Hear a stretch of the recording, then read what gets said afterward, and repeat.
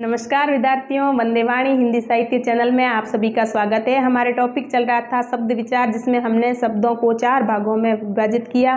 पहला था उत्पत्ति और स्रोत के आधार पर, दूसरा था रचना या बनावट के आधार पर, और तीसरा था प्रयोग के आधार पर, और चौथा है अर्थ के आधार पर। तो उत्पत्ति और स्रोत के आधार पर तथा रचना या बनावट के आधार पर ये दोनों टॉपिक हमने पढ़ लिए थे।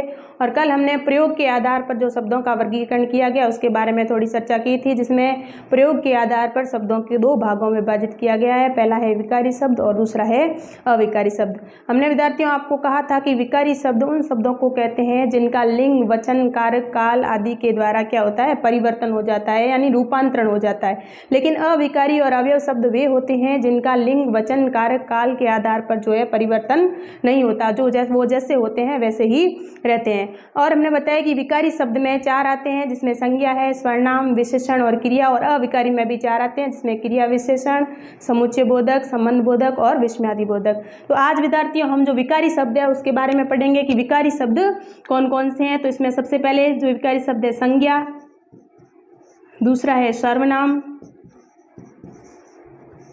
तीसरा आपके है क्रिया, और चौथा है आपके विशेषण। अब विद्यार्थियों संज्ञा, सर्वनाम, क्रिया, विशेषण, इनकी परिभाषा पढ़ने से पहले हम ये जान लेंगे कि इनमें विकार उत्पन्न होता कैसे है, इन्हें विकारी क्यों कहा गया है और इनका रूपांतरण हम किस प्रकार कर सकते हैं। जैसे संज्ञा शब्द है आपके लड़का,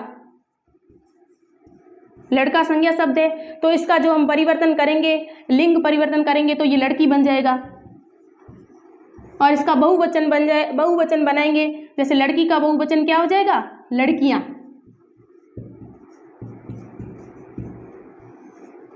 ये लड़कियां हो जाएगी। अब देखो लड़का, लड़के का लिंग परिवर्तन किया तो लड़की हो गई। अब लड़की शब्द का बहुवचन हमने बनाया तो लड़कियां हो गई। अब सर्वनाम जैसे मैं का मुझे, हम, ठीक है, हमारा, ऐसे परिवर्तन हम कर सकते हैं। क्रिया में जैसे चलता है, अगर लड़के के लिए करते हैं हम, लड़का चलता है तो लड़की के लिए क्या हो जाएगा, लड़की चलती है। और पढ़ता है और पढ़ती है। स्त्रीलिंग के लिए वापस क्या हो जाएगा, पढ़ती है, और पुल्लिंग के लिए पढ़ता है। तो इस प्रकार इनमें परिवर्तन हो जाता है। विशेषण में जैसे काला है, अगर हम कहते हैं किसी को कि वो काला है तो स्त्रीलिंग शब्द में क्या हो जाएगा, काली, ठीक है। सुंदर है,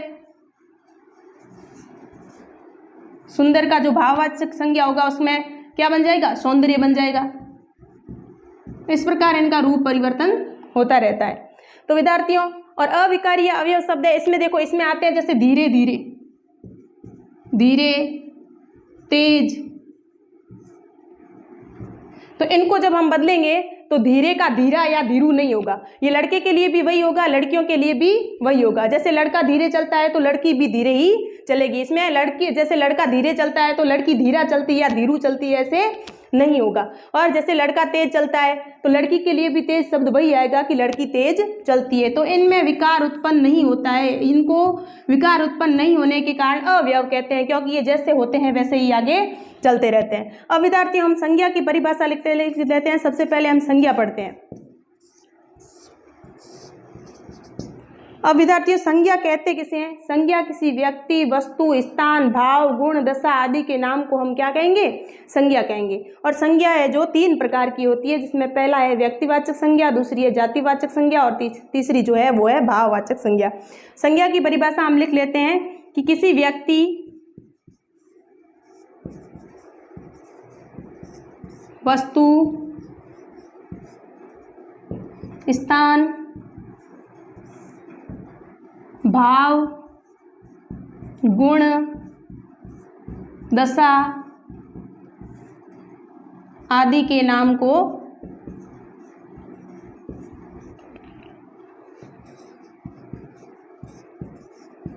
संज्ञा कहते हैं।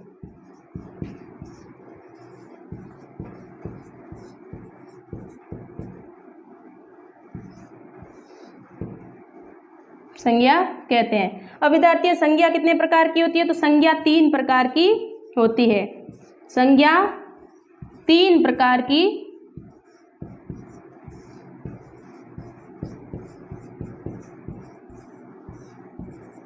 होती है।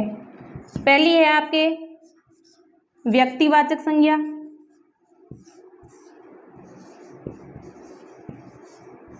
दूसरी है आपके जातिवाचक संज्ञा,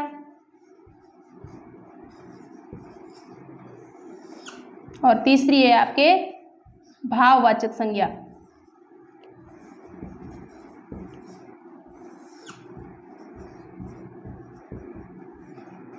कहीं कहीं संज्ञा के जो है 5 प्रकार बताए गए हैं, जिसमें समूहवाचक और द्रव्यवाचक 2 संज्ञा और बताई गई है, लेकिन विद्यार्थियों वो जो समूहवाचक और जो द्रव्यवाचक संज्ञा है वो जातिवाचक संज्ञा के ही भाग है। इन 3 भागों में हम सबसे पहले व्यक्तिवाचक संज्ञा पढ़ते हैं। व्यक्ति विशेष, वस्तु विशेष अथवा स्थान विशेष के नाम को व्यक्तिवाचक संज्ञा कहते हैं। इसमें व्यक्ति विशेष का नाम होगा, वस्तु विशेष का भी नाम होगा और स्थान विशेष का भी कोई नाम होगा। व्यक्ति विशेष में आप देख लो, जैसे किसी व्यक्तियों के नाम में जैसे राम, श्याम, गीता, कविता आदि।